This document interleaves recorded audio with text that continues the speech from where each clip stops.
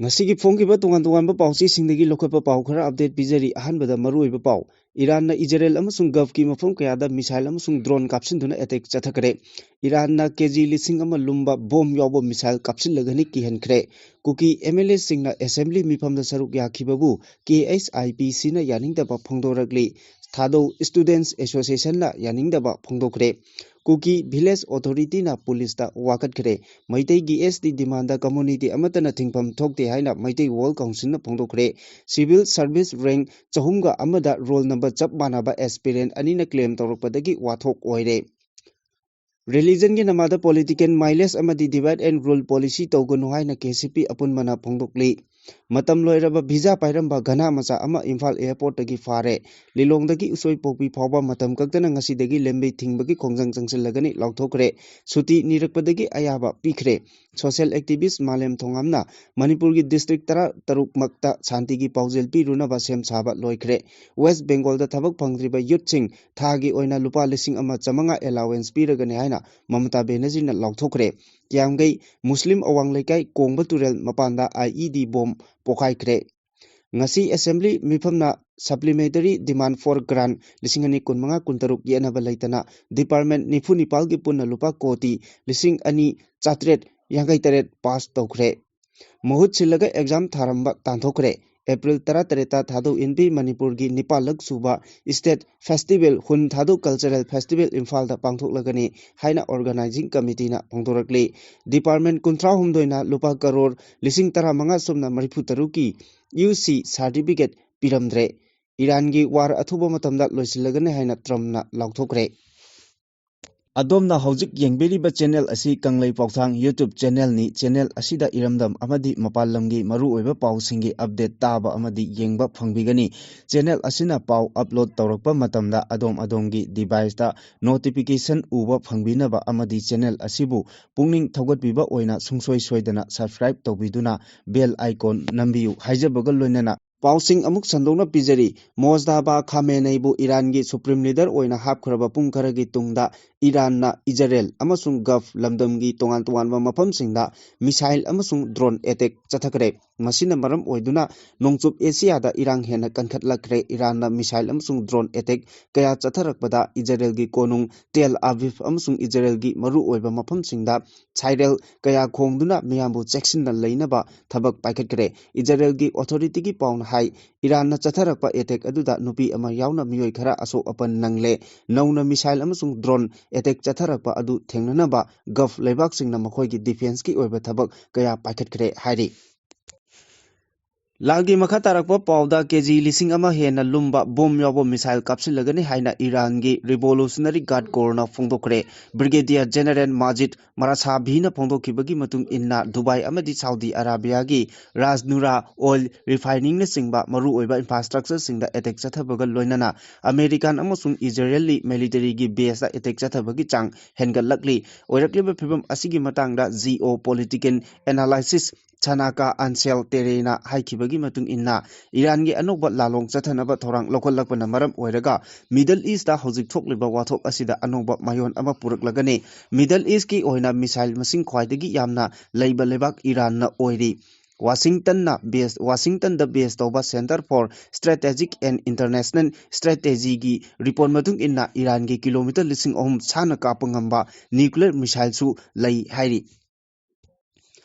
Taranithui suba Manipur Legislative Assembly gi tare suba Assembly session da kuki MLA tarukna Bajuel oina saruk yakiba adu Martius 26 pu ikaiba pibani haina kuki History and Identity Protection Committee na phongdoragli KSIPC na thadorokpa cherol amagi matung inna haukiba Manipur Legislative Assembly mifamda kuki MLA sing ngemcha kipgen ngurchanu sanate lejamang haukip kimnio haukip Hengsing amasung haukelet kipgen virtual oina saruk yakibabu adubu akanba mongda condemn tawraduna kuki miyamgi thajaba hatpani hairi makoina assembly mifamda saruk yakiba haibasi haukiba chahi ahum lom asida state police force amadi maitei community gi makuta thawai katkraba kuki Martius 26 ta ikaiba piba amadi kuki miyamgi thajaba hatpani MLA sing asigi integrity gi matangda hangladuna makoina kuki community gi aningba apambabu yonthok le haidi KSIPC gi oina Tokhaiba Lengak Amadi, Kuki History, Identity Amasung Hak, Kanba Haiba Kuki Miyangi Firep, Matam Chupada Ikai Kumnabaga Lunana Chogot Hari, Kumza Lising Ani Kulumdoi, May Ahumdagi Irang Tokraba Matunda Kuki MLA Sing, Manipur Legislative Assembly Gimipamda, Saruk Yadanaba, Haikiba Lairabani. Tha asigi manga amasung tarukta media gi kuthangda thado NP General Headquarter na phongdokiba wafam thado Students Association na kanna yaningdaba phongdorakpaga loinana thado NP gi Joint Declaration adu chanaba yadaba wafam ni hairi thado Students Association na thado pachirol amada thado NP General Headquarter na tha asigi manga da media gi kuthangda thokiba Joint Declaration adu yumpham yaudaba amadi TSA bu lanna uhannaba honabani declaration aduda signature maming designation seal amadi atai chanaba yaba praman oiba yaba amata yaukhide hairi government authority natarga court khaktana organization amabu unlawful oi haina laukthokpa ngami haibasi India gi law da mayek sengna lairi masi natana organization amabu unlawful oi haina laukthokpa gi sakti unregistered oiba masana saktak jaba look amata da masigi hak laite Maram asina thado NP gi General Headquarter gi document asimak unlawful oiba criminal impersonation amadi criminal conspiracy amani hairi maram asina thado NP General Headquarter ni haiba singna thokiba wafam adu thado miyamna civil society organization sing amadi mari leinaba media na thajabiga no haina su TSA gi maikidagi phongdorakli Imphal Ukrul Lambigi Runghon Village da Tangkul Singnau Lomang Tangkul Mothers Association na Lambi Achat Awok Sing Sek Tawbagi Thabak Chathare Haina Kuki Village Authority na Imphal East ASP da Wakat Jerol ama Pisinduna Masibu Thingbina Bataksin Kre Irang Fat Mono Lejang Monhoi Phai Goltabi Phaipijang amadi LD Bengpo Hariba Kuki Kulsing Asigi Village Authority Committee gi Maikaidagi SP Imphal East da Pisin Kiba Wakat Jerol aduda Imphal Ukrul Lambi dagi Runghon Village da Tangkul Singnau Longna illicit item sing check tawbagi mengda Kuki na namna khundaba mafam singda pusingadaba nomagi tangai phadaba polam sing pusinbada atingba thamle hairi Jerol aduna makatara aduna litan sikibung amasung litan sarai khongda thokiba wathok matung kholsing asigi khunja singi nomagi changdaba yadraba polam sing hidak langthak Chakthong gas na chingba matik chana phangdana awaba kaya khangduna lakli hairiba polam sing asi pusilakna bagi khwaidigi nakba mafam singdi Sakul Chaparmaina amadi Kangpokpina oiri adubu hariba mafamsing asi tana singi phattaba lambida chatpada pung anidagina mari phawba changbana asugi matik awaba mayoknari hari maramasina Tangkul Sinau Longna lambida chek tawduna nomagi changdaba yadraba polamsing pusinba thingbagi thabak chathariba asi khudakta thingbinabasu SP gi pungning chingsinki Lokur Commission for Scheduled Tribe Status ka mari lainaba criteria suna lairiba maiteina Constitution gi Scheduled Tribe list ta chalangadabani haina taliba demand asida lebak asida lairiba community amatana thingpam thokte haina All Maitei Council na phongdorakli All Maitei Council gi Secretary General Yambhem Arun Maiteina thadokpa chirol amada Maiteina ST list ta chanbagi matangda community amataga debate tawnaba amadi yasinaba purakpagi mathau tade maramdi community asi Manipur gi oina hana ST list ta yauduna lairamlabani state asigi yellow furu ama oiriba maitei gi missing asi sumnagi lakh tara taret rom tani masi Kukijo community amasung Naga community gi missing dagi yamna hanthana lairibani amadi scheduled tribe status ama oibagi matangda local commission na piriba criteria sing maitei community da suna lairi hairi maiteina Hindu lining ga mari leinana makhoigi traditional oiba lining khurumba taragasu aikhoigi natki oiba laigi thoram sing lai harauba amadi Saroi Khangba hariba sing asi haujiksu adumak pangthokli amadi maibina laibau sing chenduna miyamda khangali masimagna mamangai spiritual tradition adu ngaktuna lairi haiba mayek sengna utli taranipal suba chahi chada Manipurda Hindu lining laktuna makhoigi thajanabi lichat chalagasu yumthong khudingda sanamahi lining lachari amaromda haujik Manipurda thokliba crisis asimagna su maitei community na geographically tokhaina lairi haibadu mayek sengna utli national highway singda chatpa ngamdana lairi amadi national highway singda toina ban blockade tawbagi chang maiteina phangli maiteina lebak asigi atei mafam singa chanabagi lambi asi supnagi nongthaki lambi khaktada haujik oiri Hindu gi lining chatlaga maitei advanced society ni haiba langani maitei gi distinct cultural amadi historical identity lejeri haina phongdorakli Union Public Service Commission UPSC na loba Civil Service Examination lising ani kun mangagi result haukiba irai numita lautorakpada rank chahumga amada ming amasung roll number chap manaba miyoi ani na claim tawrakpadagi wathok oire angakpa mongda Bihar dagi nupi amana mahak rank 301 da yaurakhi haina phongdoki mahaki ming Anax Singh Kawi mahaki roll number na 0856794 ni aduga chap manana Delhi dagi Anax Singh ha Kawi amanasu rank 301 adu mahakni haina claim tawrakli makoi animaki roll number amasung ming chap manai adum oinamak Bihar dagi Anax hairibi nupi adugi admit card da iriba roll number adu chap manarabasu admit card aduda yawba barcode ki number 0856569 oiri aduga Delhi gi Anax ki admit card tasu roll number 0856794 chap manana iri aduga admit card ta yauriba barcode aduga number chap manana yauramba thengnari thodok aduna maram oiraga chayetnaba kaya tholakpaga loinana social media gi platform singda rank 301 adu makoi gini haina claim tongnari loinana video footage kaya thadokna duna makoi masabu achumbani haina naba utnanaba su khonari makoi anigi claim adu karambana achumba oigadoribano haiba khangba ngamdri UPSC gi authority na karamba wael pirakadage haibadu ngaiminaba tari Religion ki namada political mileage amadi divide and rule policy tawganu haina Kanglepa Communist Party apunwana thadokpa chirol amana phongdorakli lop asigi publicity secretary Punsi Rol Maitai na thadokpa chirol amana hai kumja lisingani kulumdoi me ahumdagi thoklakhiba Maitai kuki conflict asina sokhallaba IDP sing hauzik phawba masagi mayumda hanjinba ngamdana leiriba chairak asida Manipur lengakna achan mirai naiba mongda religion ga mari leinaba nakal namakhaki thabak thoram kaya paikhatliba asi khudakta lekpa Dabane Maitai ki inat lining laison tawpham kaya kuki na thugai khiba amadi changhandabana singba kaya tawriba asi Maitai gi di haurakpham muthatpaga pangkhakni chahi lising ani hena puwari leijaraklaba Maitai phurukki lining laison tawpham oiriba maru oiba laipham kaya mang takhalliba asi semgat sagatnabagi khongthangbu nathairamlaga Maitai kuki conflicta akai atoi thokraba Maitai Christian Church khaktamak achauba budget ama semduna nongna semgat sagatnaba honariba asi Kanglaicha singna yengduna leiba ngamloidaba thawongni masina maram oiraga iraicha singi achauba kanghaudaba tension ama laknaduna ihok lakloi hainingai leite Chengbat sagatpagi khongthang lakliba asi nakal animaki penaba tobiyu natrabadi mayhok langpok thorakani haibasi haimanba thoklaroi Maitai khunai gi haurakpham oiriba Kobru ipagi laifamlen asi karamba phibamda leiriba haibasi hauzik paliba Manipur sarkarna khangadabani masida sunatana kongba maru laifamlen thangjing laifamlen more kondong lairembi imagi laifamlen sing asi karamba phibam singda hauzik leiri haibasi Manipur lengakna achan mirai naidana akai atoi thokraba laifamlen sing semgat sagatpagi thabak thoram sing asi nakal animaki punna paikhat minabana achumba khongthang oigani haina cherolasina hairi Security Force na Imphal International Airport ta passenger sing check tawbagi thabak chathabada matam loiraba visa pairamba ghana macha ama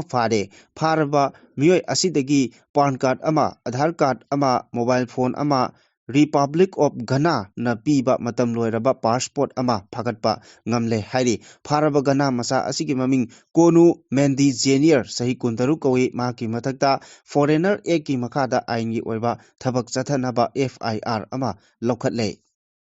Matam sangna miyamda afaba thaknaba ising phangandabagi mayokta Lilongi Club mapan na punsilaga semba JAC na ngasidagi hauna Imphal More lambigi Lilongdagi soipokpi phawba general strike tawgani haina lauthokre general strike asida exam ga mari lainabasing amasung essential service ki oinadi consiloi JAC gi machin chatpa misak amana social media da thadorapa video footage amada hai national highway pakthok chawthokpa amajung Chemjin baga mari lainaba kumja lising ani kunma thoidagi lambi asida puramba isingi pipe pumnamak mari lainaba authority singna phuktoklaga pukhi adubu lambi semba loikiba phana kuiraba phawbadasu hanagi pipe adu natraga anoba ama haptunasu sembidre masigi sumatakta kumja lising ani taramapal gi March thada paikhallakiba Jal Jeevan Mission gi makada club mapan na konbada leiba mafamda thaknaba ising pinanabagi thosil ama phawbadasu lokhat pi khidre masina maram oiraga miyamda ꯃꯐꯝꯗ ꯍꯧꯖꯤꯛ ꯍꯩꯅꯤꯡꯉꯥꯏ ꯂꯩꯇꯅ ꯊꯛꯅꯕ ꯏꯁꯤꯡ ꯐꯪꯗꯕꯒꯤ ꯑꯋꯥꯕ ꯃꯥꯌꯣꯛꯅꯔꯤ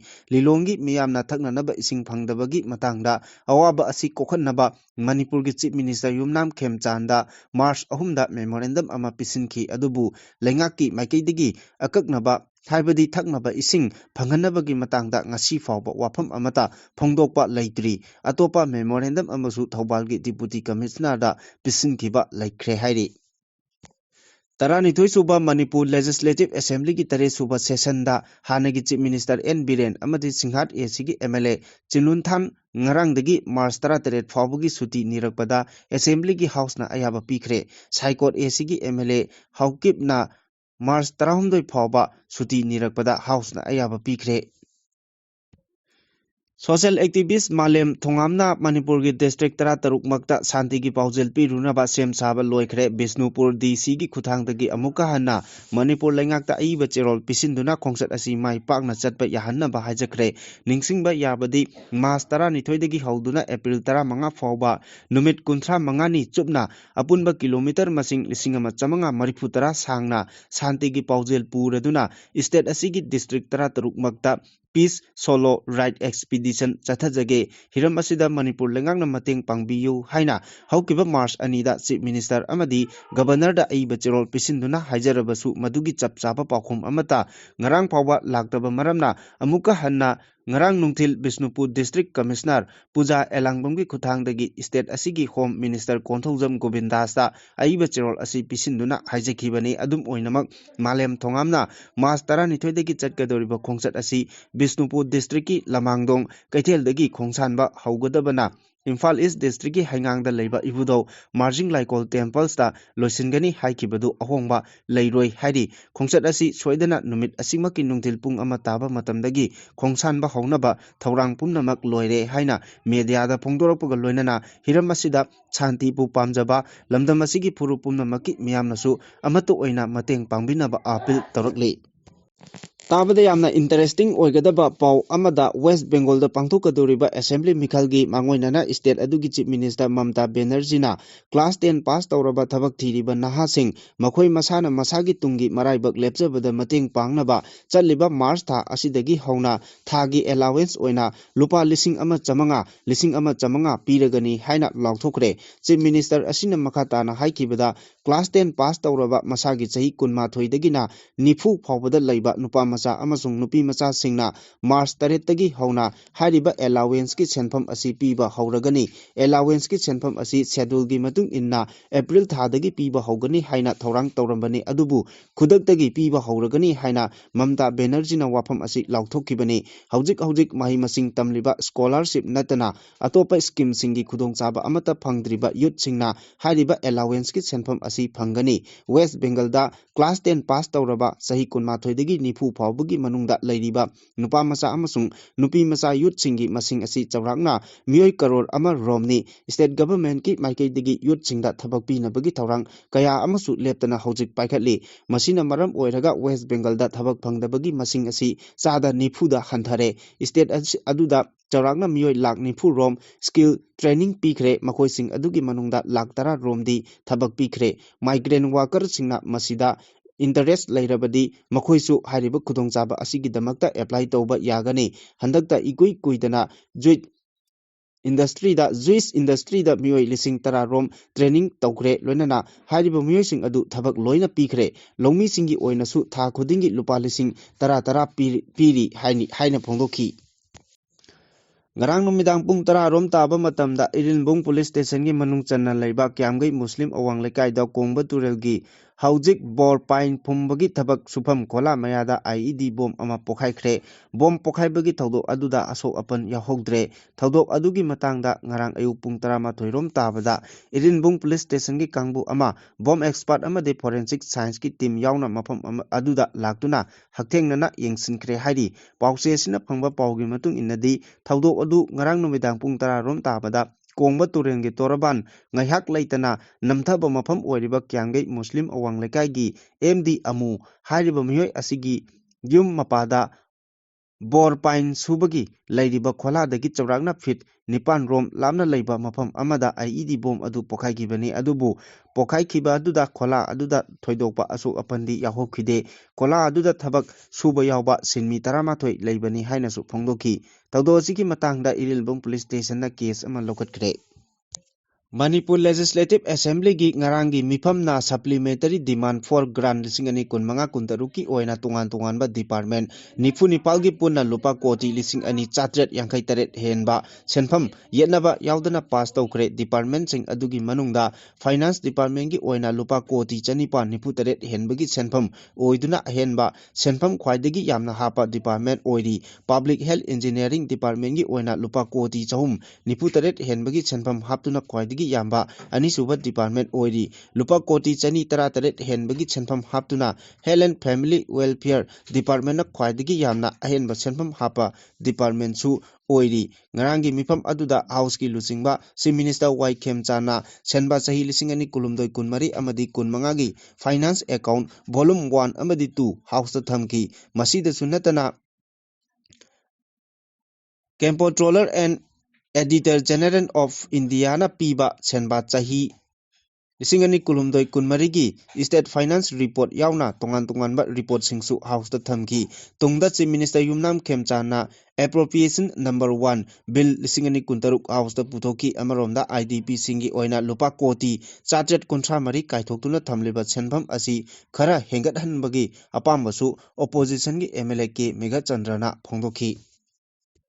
Board of Secondary Education Manipur na Loba High School Living Certificate Examination da Mahut Sinduna Exam Tharambagi Damak MG Evergreen High School Palelgi Mahiroi Ama Tanthokle Haina Board na Thadokpa Chirolamana Kangalakli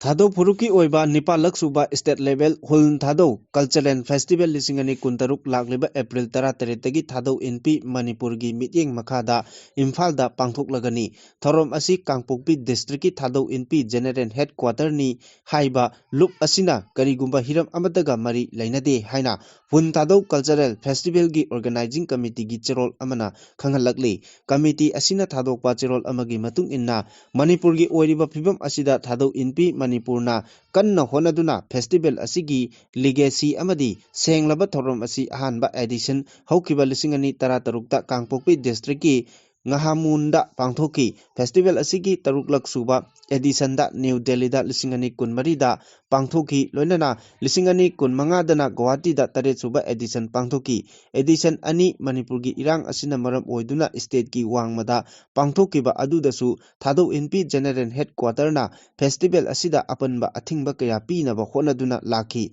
Adubu Nipalak Suba Festival Asigi Edition Asidadi Manipurda Santi Hanjilaknaba Honanaba Oina Imfalda Laklaga Pangthoknaba Thorang Tawbani Hari Festival Asida Thado Phuruki Mioising Imung Sing Amadi Organization Singna Aikoi Culture ki Chauthokchaba Utkadaba Asida Saruk Yabiu Loinana Kumja Lisingani Taramangada Delhi da Pangthokiba Thado Conclave Laukiba Declaration Number 8 Adugi Manungda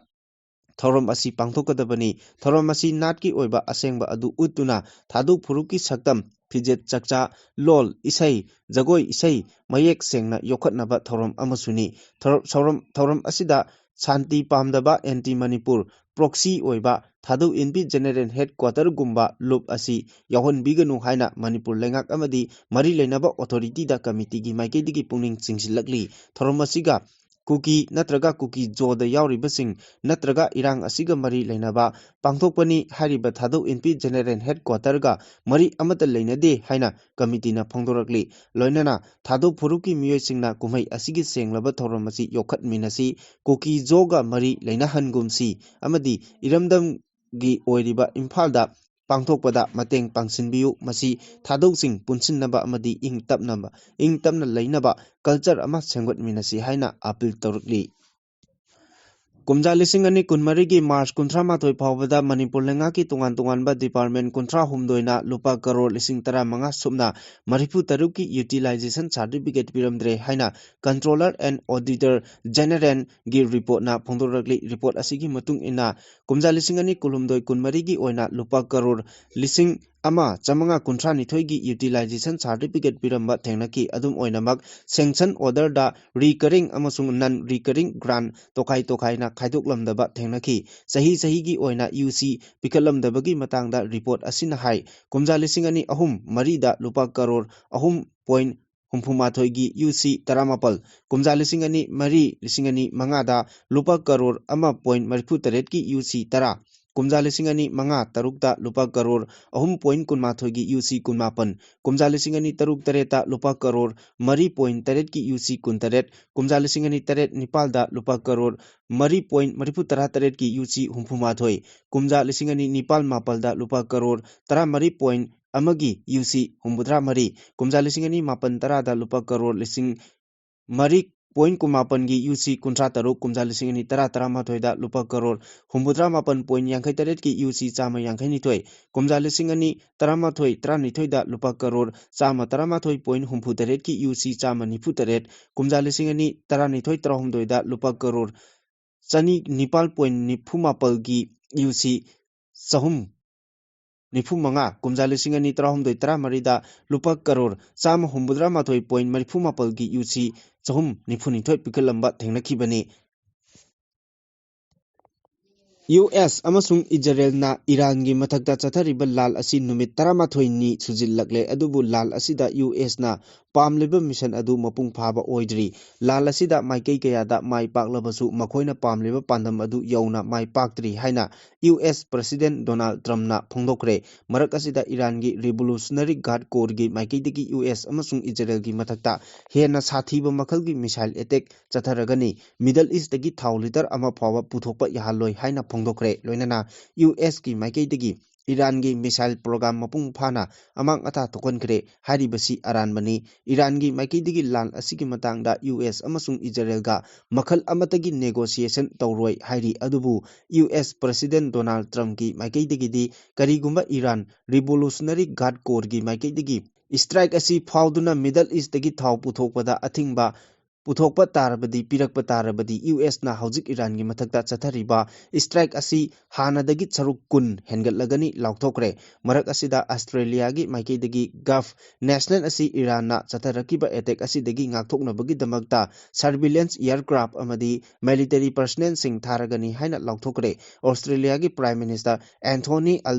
Albanese na haikibada United Arab Emirate government na haijarakpagi matung inna Australia gi maikei digi anoba khongthang asi lokhalakpani Middle East ta thadagadoriba khulaising adugi manungda mid range year to year missile su yaugani Iran gi maikei digi Gulf region da leptana attack tawbagi thawngsing chathari masina maram boidaga mfam aduda leiriba miyamgi punsida hena khudong thiningai ohelle Australia gi maikei digi Gulf nation sing ngak senaba E7A wet getail bigedori masida Gulf ki area space to space secure ohenduna thamnaba khonabada achoma mateng oiragani hari amaromda Iran gi mathekta US amasung Israel na chathariba lal asina maram oiraga Iran da leiriba Afghan lising kaya nomogi Iran thadokduna Afghanistan border lansinduna lanjellakba leptri nomada chawrangna miyoi lising ani gi mathakta lanjellakli hairi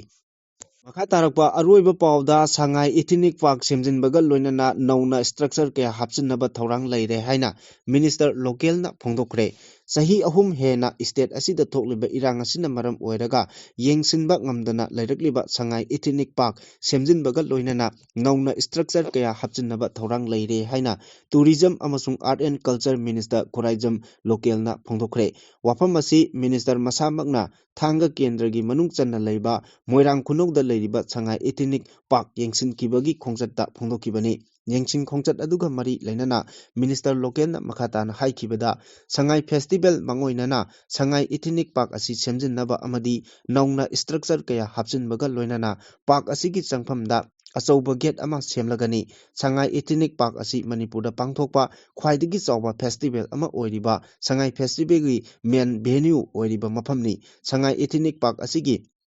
state asida thorakhiba irangna maram oiraga matam kaya yengsinbidana leire haiba wafam lakpadagi lengaki tourism department gi mari leinaba official singa loinana mafam asida yengsinba lakpani matam kaya park asigi infrastructure sing yengsinba ngamlaktabana maram oiraga amang ata kaya thoklamba ubada nungnangba phawi park asi sangai festival mangoinana semjinnaba thorang paikhatlagani mathau tarabadi ahenba infrastructure singsu maikei asomda lariba miyamga khannaraga hapchilagani park asigi changphamda main gate ama lariba asi chahi asigi sangai festival mamangda sengwatpaga loinana park asi tung koina thamnaba honabada maikei asomgi miyamna mating pangbiyu haina minister lokelna appeal tawri ngarang ayuk chatkhiba yengsin khongchat aduda minister lokelna park asigi awat apa sing haktengnana yengsin khibaga loinana mari lainaba official singasu unaduna wari sanaki khongchat aduda thanga kendra gi MLA Tongbram Robindro Bishnupur district ki DC Puja Elangbam tourism department gi Secretary Warsing Hungso, Tourism Director Lorembam Bikram, Relief and Disaster Management gi Director Ais Balkrishna Yauna Mari Lainaba, Official Kayasu Saruk Yaduna Pangthoki.